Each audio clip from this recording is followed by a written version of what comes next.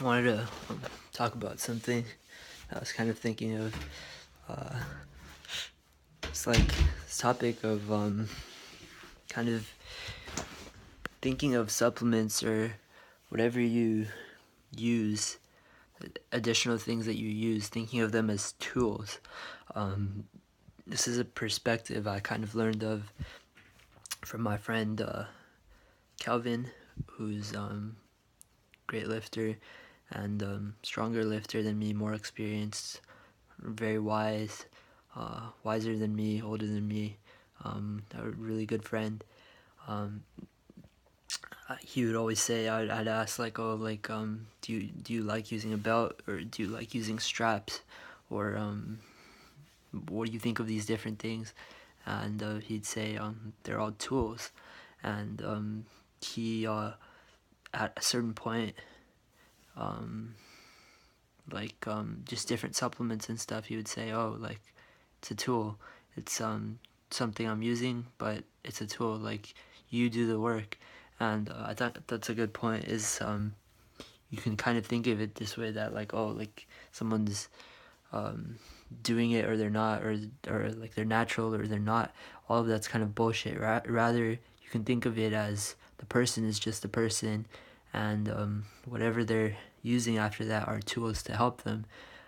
If you think of it this way, then it's a productive thing, because like you keep in mind that it's you at the end of the day.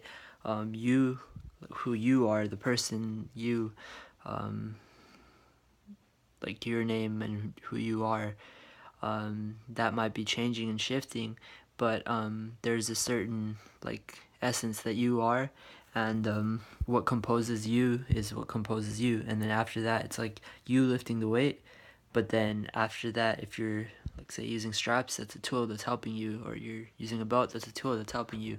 Now if you took all the tools away, you should still be pretty strong, and that's the point. Is you think of them as things that are outside yourself, and you don't become personally identified with them. And if you do, then that holds you back. But I think any of the lifters that keep progressing and keep going further and further and get to higher levels, typically they see that or realize that it is just them lifting the weights, and then everything that helps them or they're using or that they're on should be seen as just tools that they happen to be using. But I it goes to be true, conjecturably so, that if you took the enhancement away and you took the best lifters off their gear, they would still be the best lifters. And I agree, or it makes sense, because what they're on are simply tools. They'll probably compete and then come off. Many would come off and train as a natural just fine, or compete, hit their lifts, and then like lose a bunch of weight and chill for a while. And you think like, oh, like what's gonna happen? Aren't they worried that they're gonna lose it all, and or nothing, or any of that? But no, actually, they built that up in the doing and in the kind of processes and stuff, and they built that up over a really long time, and it's who they are. Like, it's inside. It's not something that you can. It's not something tangible.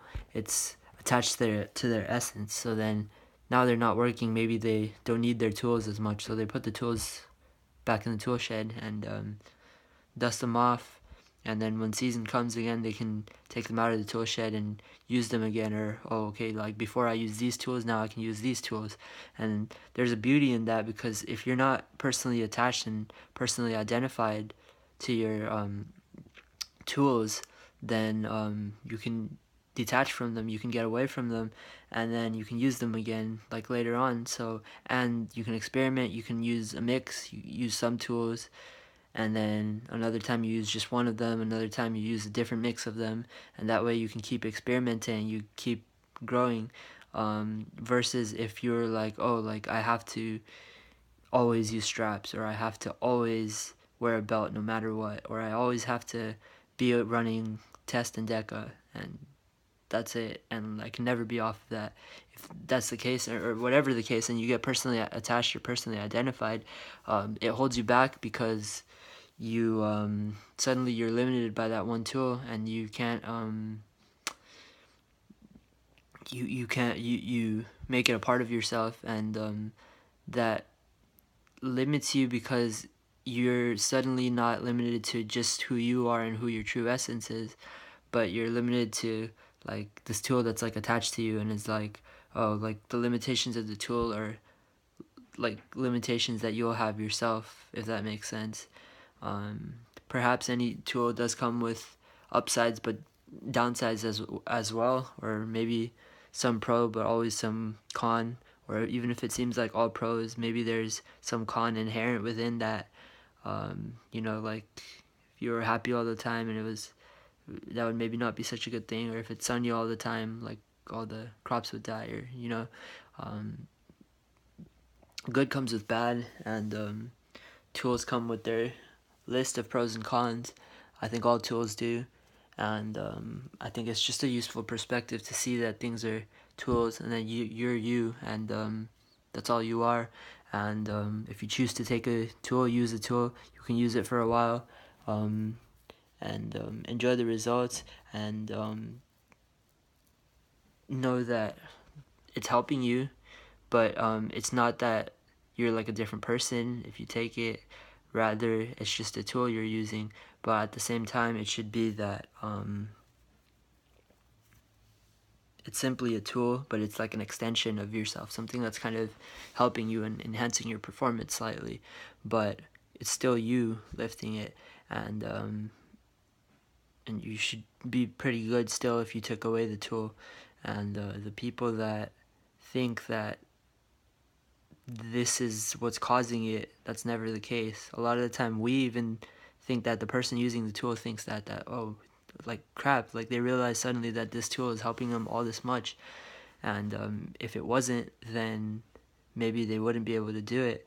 And the further I go, I learned that that's actually a fallacy, and that that isn't the case, because it's you, like the lessons, the discipline, the virtues,